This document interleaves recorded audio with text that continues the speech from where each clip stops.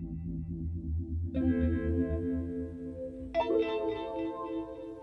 following podcast is a part of RadioMisfits.com.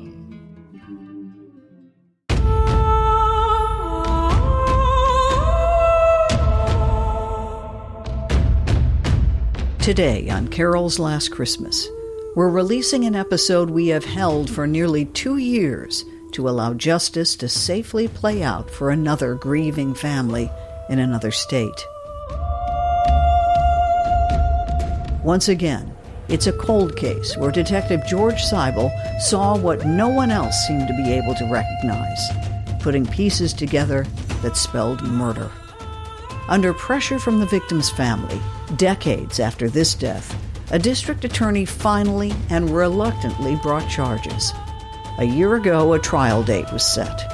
Then, everything suddenly stopped. Just as in Carol's case, time is proven to be a formidable enemy. The man charged in the story you're about to hear has beat the clock. He's been declared mentally incompetent and will never stand trial.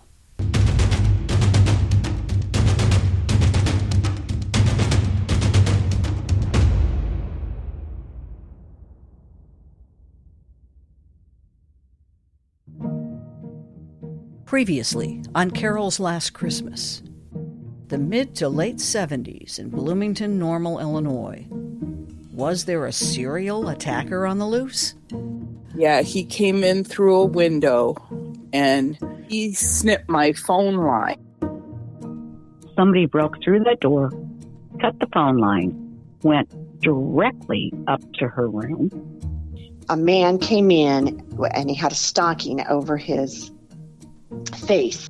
He had something over his head, for sure. She said he hit me into the dresser. Picked up Barb and by the throat and threw her into a desk. With a brutal blow to the head, Carol Rofstad lost her life, but many others would lose their sense of security. It is something that has been part of who I am for my, 44 years.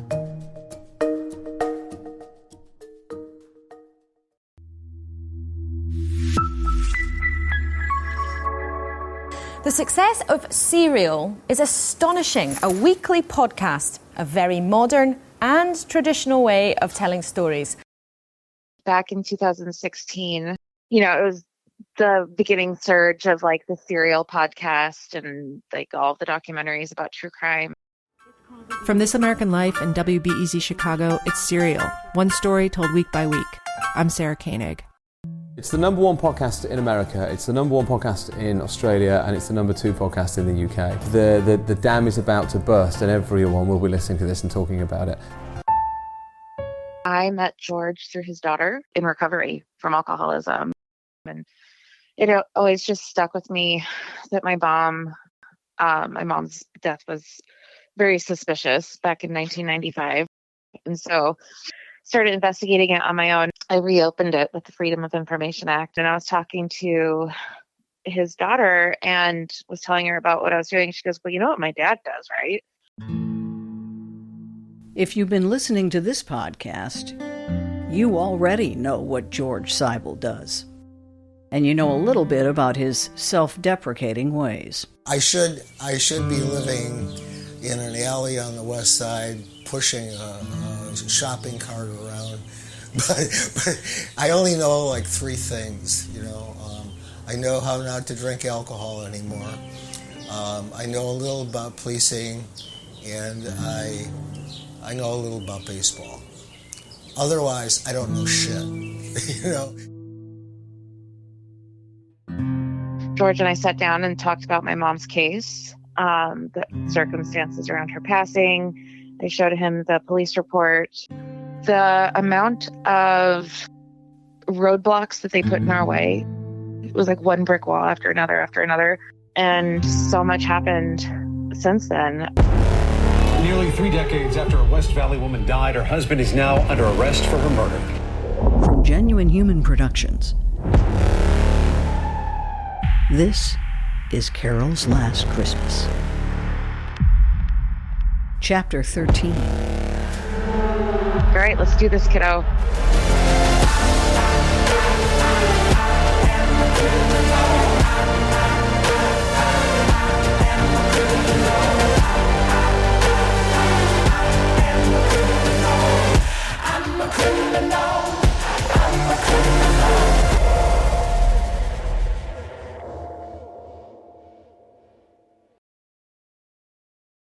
We have chosen to omit names or use sound effects in this production because the individuals discussed have not been formally arrested, charged, or accused of wrongdoing in the death of Carol Ropstead. The Normal Police Department declined to participate in this podcast.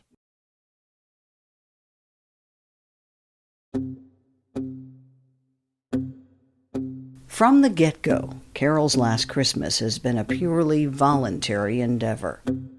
For more than 2 years now, we've spent our spare time investigating and telling this story. I've continued working as a journalist and teaching part-time at a private university. My name is Allie. I'm a freelance journalist. Allie works full-time for a county public defender in Illinois. And George, well, he'll tell you he's retired his Sherlock Holmes hat, but don't believe it. George was really emotionally involved, which was amazing to have someone validate my suspicions. His brain never stops. Here's a case that proves he's still very much in the game. Hi, Demetria. This is Erin. How are you? Erin, good. Can you hear me? I can, yes. Okay, great. Well, thanks so much for making time. First of all, give me an idea of your mom. Her name was Bunny. That actually says a lot about her. She was just the sweetest, cutest, most gentle, kind, loving, beautiful woman. She remarried when I was 5 to my stepdad. And we lived in Montana at the time. He owned the local newspaper. And really, I mean, she was raised by a Southern woman who was a military wife. So in her mind, it had been ingrained, you have to have a husband with your kids, you know, to be a mom and the whole, you know, American dream kind of thing. So he had his life together and a cool job. And they ended up getting married. And he moved us all to Salt Lake City.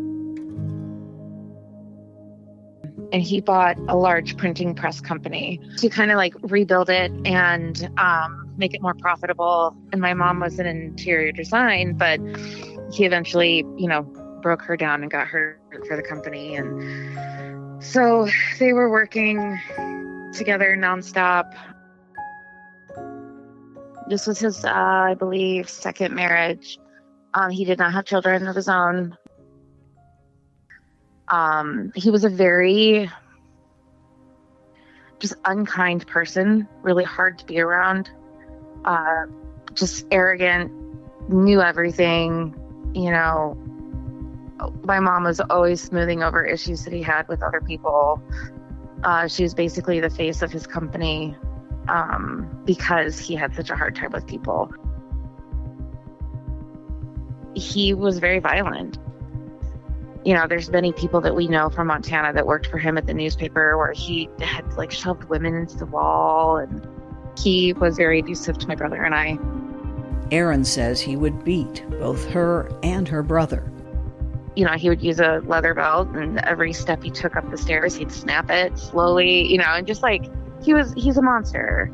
In fact, my brother moved out 2 years before it happened, moved in with my father in California. I was 14, so he was 16. All the instability in the house led to her teenage rebellion. You know, being a latchkey kid and kind of living on the wrong side of the tracks. I was hanging out with the wrong kids, and I'd gotten into some trouble. And my mom was just kind of like at her wit's end. The abuse with my stepdad got way worse and focused on me. And she felt powerless. She didn't know what else she could do anymore. So she went and sent me to stay with my dad for the summer. And then 4.5 weeks later, she was dead.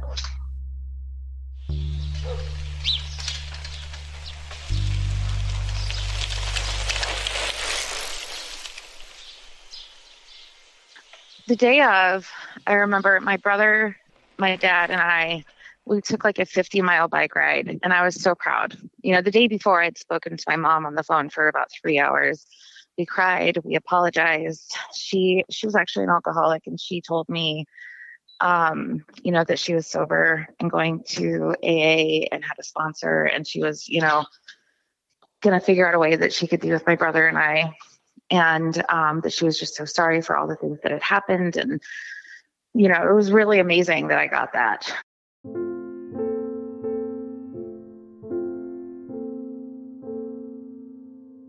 And then the next day, I couldn't wait to call her, but my dad dropped my brother and I off at home. And he's like, "We'll call your mom when I get back from Costco. Just sit tight, you know, whatever." So we get this call, and on the answering machine, you could hear, you know, it was like, "This is the West Valley Police. We're calling to speak with Michael and Aaron." At the tone, please record your message. You know, give us a call as soon as you can. And my brother just couldn't resist. He picked up the phone, and the police told him, a 16-year-old, what happened without the presence of an adult there. I know. I mean, everything that you could do wrong, they did wrong. Yeah, it was bad. So my brother and I found out. I went into shock. They wouldn't really tell me much.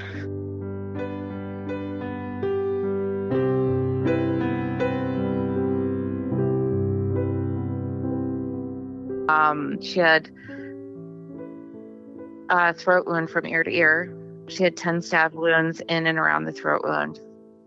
I think there were over 40 incisions, defense wounds on her left arm, blunt force trauma to the back of her head.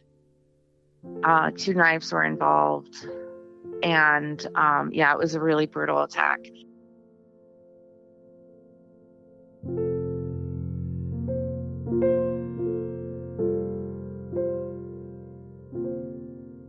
No one would tell me anything. I was 15.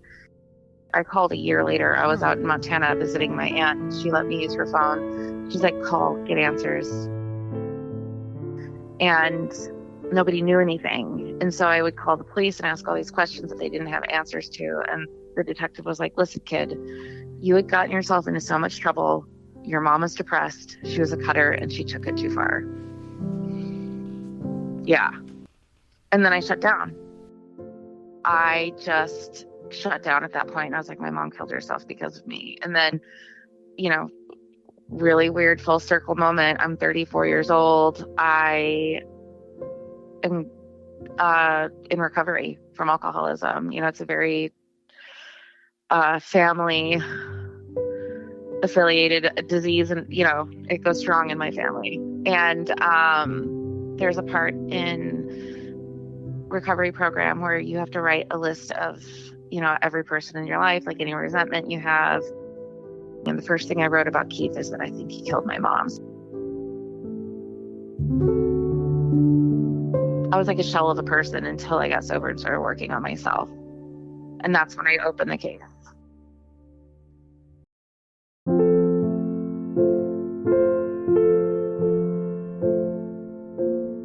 It was June 11th, 1995, when Keith made a 911 call to report that his wife had died by suicide by slashing her own throat.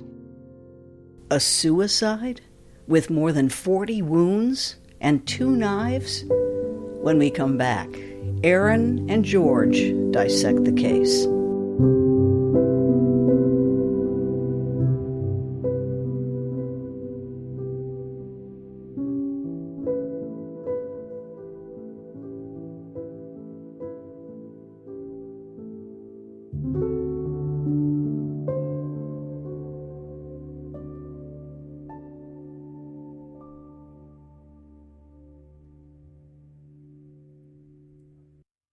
Presented with little or no interruption, Carol's Last Christmas has been an expensive endeavor. If you appreciate our work, please consider making a donation to help. Thanks for supporting us. Visit patreon.com/Carol's Last Christmas. Nearly 3 decades after a West Valley woman died, her husband is now under arrest for her murder. 68-year-old Keith Klingenberg is in the Salt Lake County jail facing first-degree murder charges in the death of his wife, 44-year-old Bernadine Klingenberg. That's where News Specialist Debbie Worthen is live. Debbie, this has been a long time coming. There has been an arrest in this case, but not yet a conviction. We agreed to let Aaron review and approve any part of this episode, so as not to jeopardize the pending legal proceedings. This is what Aaron says happened. So what ended up happening was she was trying to get sober, and he was making it really hard for her. She would shake so bad that he would pour alcohol in her drink at work. But apparently she had been sober for 6 full days, so well past the point of delirium tremens. And what he told the police was that she woke up at like 5 a.m. and said that the voices were telling her that she needed to go to this place and then this place, and she was really erratic. And he said that he drove her around and took her to a payphone to call her sponsor, which is kind of bizarre to me because he was really selfish and he never would do anything like that. He worked 7 days a week. You know, on Sundays he played softball, and this was a Sunday. And so he said he took her out. She was just completely out of her mind because she was trying to detox, but she had already physically detoxed. That's one inconsistency. He gave her some sleeping meds and put her to bed around 8 a.m, and then went and played some pickup games of softball, not even on a team that he was on. He just went and played with people he didn't know, supposedly. Does his alibi hold for the softball? Well, the cops would have had to interview someone for there to be an alibi, and they did not. Yeah, that was another one of their mistakes. 911, what's your emergency? He called 911 at 1:30. I guess around 1:20, 1:10, a neighbor saw him pull his truck out and park in front of the house. So it looked like he'd already been home.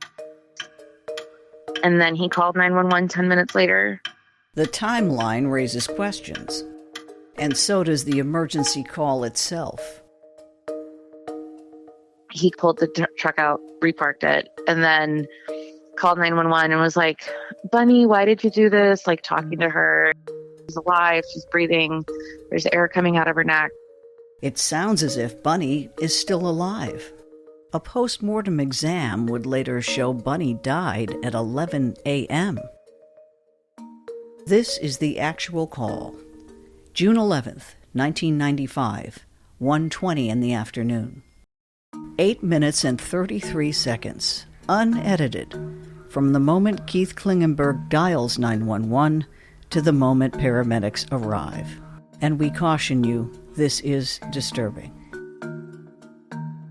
911 emergency. 911, my wife has cut her throat in a suicide attempt. Please pick up my address, 3958 South Lance, ambulance immediately. Stay on the line with me, sir. She's going to die, she's up here. Is she conscious and breathing? No, she's blowing air out of a big slice in her neck. Okay, stay on the line with me, sir. I can't reach her from this phone. Okay, why don't you go get her and bring her to the phone if you can, okay? I'm getting help on the way. She's on the bed, okay. I'm here. My God. How old is she, sir? She's 43. Breathe, Bunny. What kind of, sir? Yes? What kind of knife did she use? It's a big kitchen knife, Bunny. Okay, Keith? Is your name Keith? Pardon me? Is your name Keith? My name is Keith. Okay, I'm getting help on the... Okay, I need you to get a clean, dry cloth or towel and apply direct pressure to the bleeding. Okay, can you do that for me? Shirt. I have a shirt. Okay, I want you to put it on her throat. Yes, it is. Okay. Okay, and I want you to hold it down as tight as you can on the wound. I am. Bunny. Okay. I'm with you. How long long ago did she do this? Don't know, but she is still alive. Okay, she is still breathing? Come on, Bunny, breathe. I believe so. Is she conscious? No, she's not conscious. Okay. Okay, breathe. Her eyes just flickered. Okay, come on. Okay. Okay, breathe. Okay. You're doing good, Keith. You're doing great. I'm going to keep you on the line. You keep that pressure on her neck. Okay. Pressure on her neck. Okay. Breathe, Bunny, breathe. Honey, breathe. Open your mouth and breathe a little here, honey. There you go, breathe. Is the knife on the floor? The knife is right here next to her. She's in our bed. Okay. Okay. And you confirm you're on Lance Street, correct? 3958 South. Got it. LAMCE. They're on their way, but I want you to stay on the phone with me, Keith. Just keep putting that pressure on the wound and push down as hard as you can without hurting her. Okay. Well, I'm not very... Try to control that bleeding as best you can. Okay, breathe, Bunny. Open up and breathe. Breathe, Bunny. Come on. Come on, Bunny. Come on. Breathe.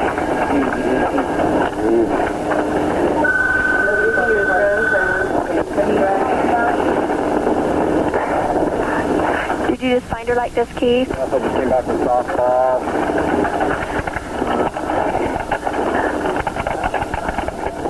Breathe through your mouth. Bunny, breathe.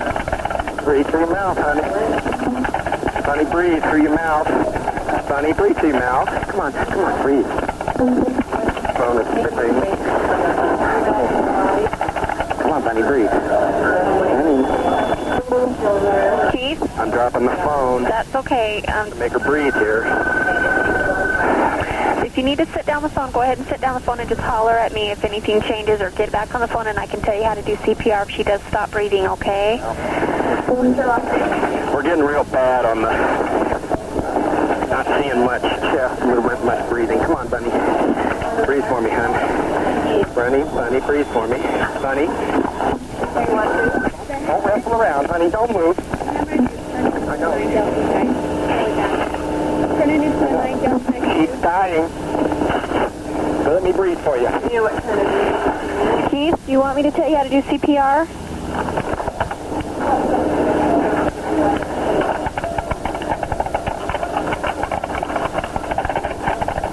Are you getting any air? Okay, she's turning blue. I need somebody who knows what they're doing. Okay, I'm going to tell you what to do, sir. Lay her flat on her back. She's flat on the back. Remove any pillows or anything from behind her head. Okay, she's flat, her back, her head back. Place one hand under the neck. Under the neck? The other on her forehead, and I need you to tilt her head back. We've got to open her airway. All right, well, her neck is... But I know. We're going to have to try to work with that. Just try to keep if you can, try to keep your hand on that wound, okay? Right. Okay, and she's not getting any air at all? She's not breathing on her own? Bad. Okay. Okay, what I need you to do is, hang on. I can't hear yet. Okay. Okay, you with me? Okay, I'm going to have to... Consciousness. What's that? Losing consciousness, I think. She is unconscious still? I think so. Okay, is she taking any breaths on her own? I don't see any chest moving. I see no breath. Okay, I'm going to tell you how to do CPR, Keith. Place one hand under the neck, gently tilt her forehead back, but I know with the wound and everything, we're going to have to try to work with that, okay? Pinch the nose close, completely cover completely cover her mouth with your mouth. Yes. Force 2 deep breaths of air into her lungs, just like you're blowing up a big balloon, and watch for her chest to rise with each breath. When you've done this, come back to the phone. Okay, I think I got some air into her lungs. Okay, I want you to check for a pulse. Slide your index and middle fingers into the groove next to her Adam's apple. All right, what again? I did 2 deep breaths. Okay, we're going to check for a pulse now. Do you know where her carotid artery is? God. I know it's probably pretty bloody, but I needed to try to check for a pulse. Slide your index and middle fingers into the groove next to her Adam's apple. On the opposite, if you can. Feel carefully for a pulse. Feel for 5 seconds. No pulse, yes. She does not have a pulse? I think she has a little pulse. Okay, let's keep doing the breath then, okay? I want you to keep doing. Force 2 deep breaths into the lungs, just like you're blowing up a balloon. Watch for a chest to rise, but try to keep that pressure on the wound if you can.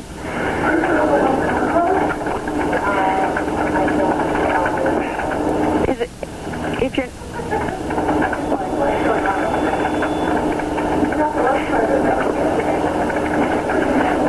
Keith? All right, I am getting some air into her lungs. Okay. We're just... the siren, I hear them. You can hear them? I hear a siren.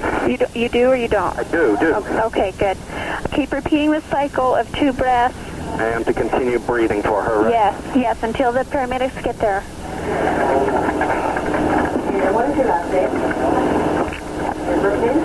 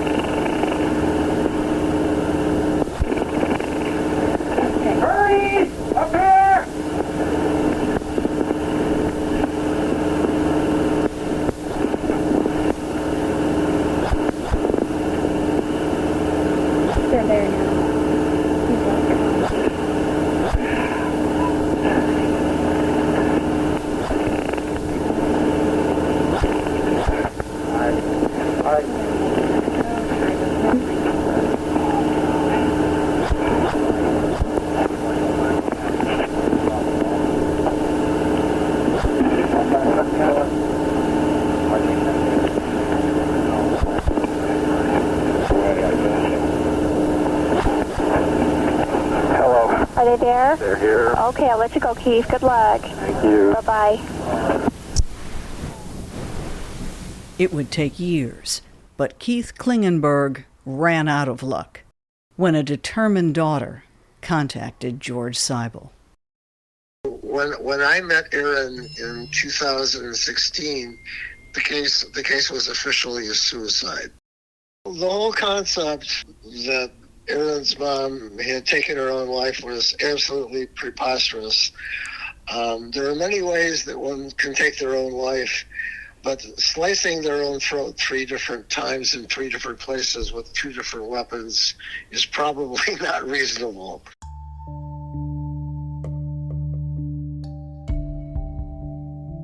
Aaron had been contacting them 2 or 3 or 4 times a year from the time she was 15 years old, a couple of years after her mother passed away.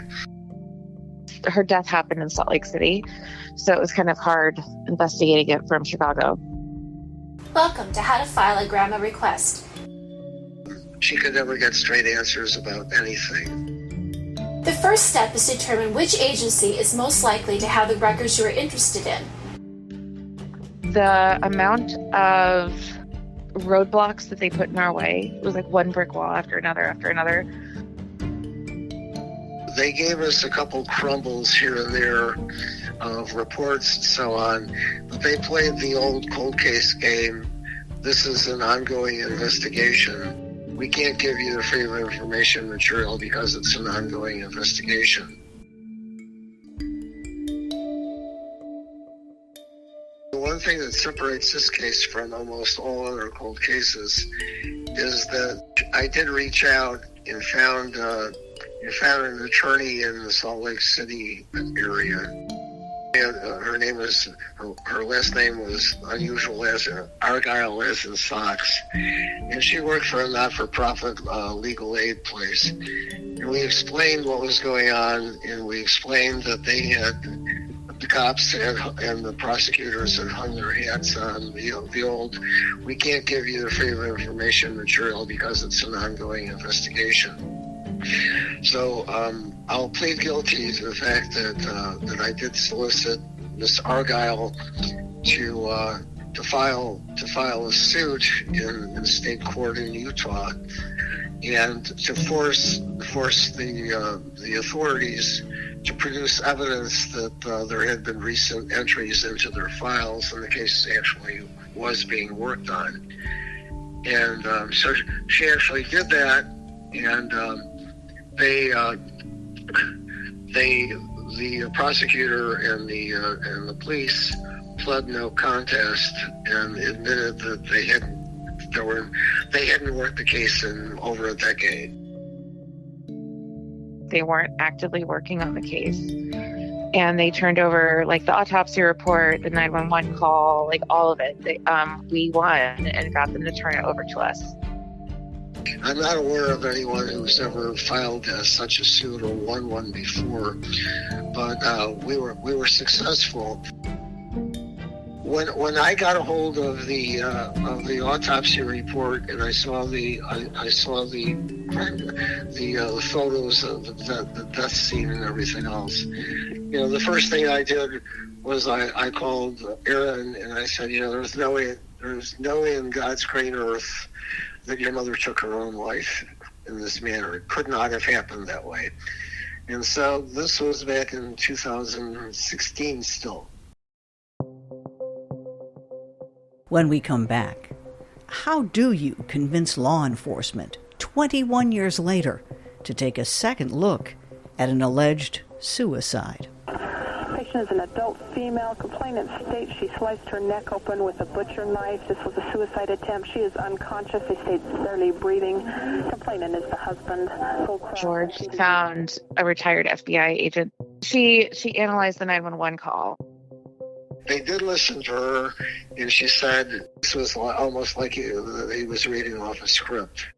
This guy killed his wife. It was that simple.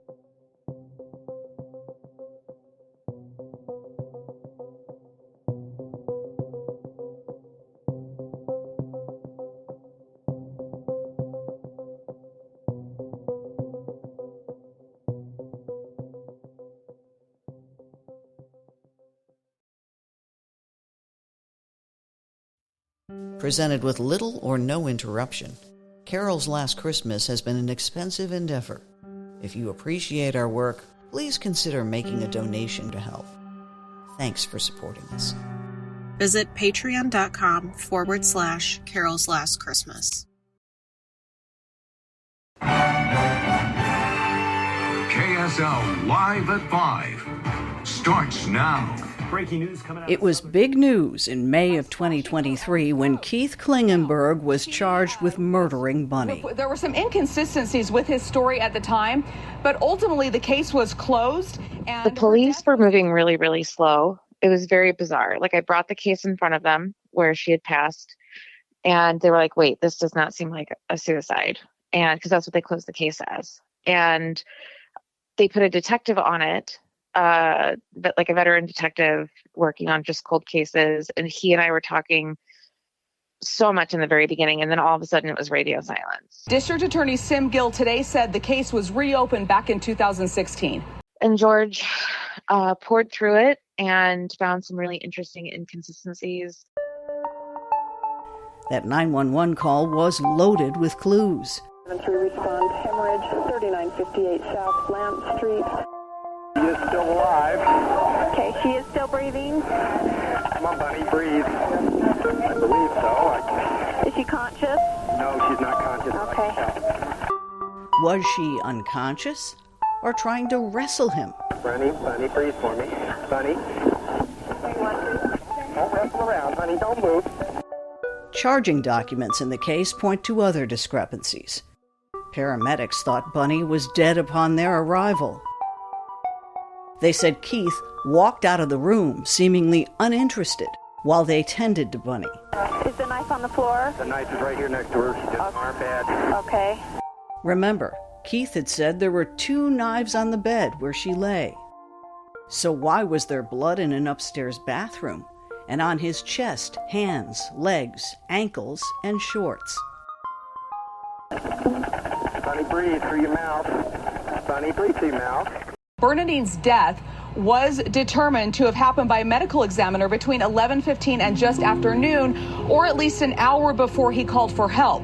District Attorney Sim Gill today said the case was reopened back in 2016. A picture that emerged was that this was not a suicide, but rather a homicide. You know, you purge evidence, not for homicide, but for like suicide, you can only hold it for so long. So a detective, and I don't even know who that is to this day, hand wrote on the top of the boxes, suspected homicide. And so they only saved the boxes that he wrote on. They didn't save the ones underneath. So they purged the murder weapons. They purged a lot of stuff. They didn't collect and store the DNA samples, so they got moldy, so they couldn't use them. The first time we spoke on the phone, gosh, this was 2018, 19, the DA of Salt Lake City. When he called me, I'm like, you know, are you by chance on an iPhone? And he said, yes. I said, that, you know, it'd be really amazing if you could turn your FaceTime camera on. And you could hear him kind of like chuckle. I'm like, well, I just really wanted you to look me in the eyes while you shoved more shit in my direction. I have the voice of a young lady that, you know, people think they can pull the wool over her eyes. And I just want you to know that that's not the case. I'm not an idiot. One of the things that she did from day one, she stayed right on it. She was so tenacious and so vibrant about this whole darn thing that she probably went through 4 different elected prosecutors and 10 or 12 or 15 different investigators who either were working on it or claimed to be working on it. If you don't have a family who wants this thing done far more than anyone else, it probably isn't going to get done. I've walked away from at least a dozen, or probably far more than that, cases over the last 2 or 3 decades where I couldn't captivate the interest of the family survivors for whatever reason, and I'm sure that there are a variety of reasons for that. But you know, it's if you don't have a stakeholder that just won't let go and keeps pounding away at the authorities, the chances of the case getting solved are very minute. As for Klingenberg, he is being held here at the Salt Lake County Jail without bail. Back to you. Interesting, and a mystery for so long. Debbie, thank you.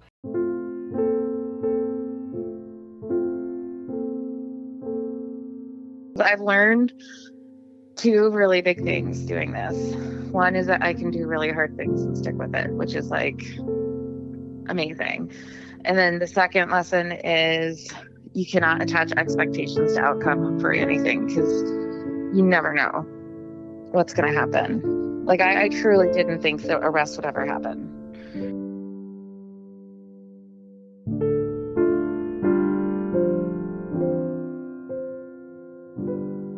It had taken 28 years. The day of the arrest, Aaron got a FaceTime call. This is the DA of Salt Lake City. Over the years, we built a relationship because I just didn't give up. And he actually FaceTimed me that day that, you know, Keith was arrested, and he had tears in his eyes. He's like, I told you we'd do it, and we did it, you know. So that was half the battle. Well, maybe 3/4 of the battle.